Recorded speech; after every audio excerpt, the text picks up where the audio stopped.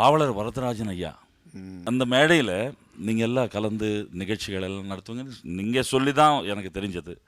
அதை பற்றி எப்படி தான் அந்த அதாவது லைஃப் ஸ்டார்ட் ஆச்சு? முதல்ல வந்து ஒரு அரசியல் கட்சியினுடைய பிரச்சாரத்தை வந்து ஒரு பாடல்களின் மூலமாக சொல்றது அப்படிங்கிறது ஃபர்ஸ்ட் ஸ்டார்ட் பண்ணது எங்கள் அண்ணா பாவலர் வரதராஜன் அவங்க தான். சரிங்க. கேரளாவில் நடந்த எலெக்ஷன்ஸ்லாம் தமிழியன்ஸ் இருக்கக்கூடிய இடங்கள் எல்லாம் எங்கள் அண்ணன் பாடினா நிறைய கூட்டம் வரும். அந்த மாதிரி தனியாக பாடிட்டு இருந்தார்.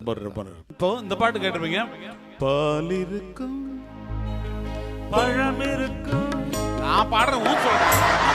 பால் இருக்கும் பழம் இருக்கும், இந்த பாட்டு இருக்கு இல்லையா? ஆமா. இந்த பாட்டுல எங்க அண்ணா எப்படி எழுதுவாங்கன்னா, ஏர் பிடிக்கும் உழவனுக்கு நிலம் இருக்காது, எந்திரமாய் உழைத்திடும்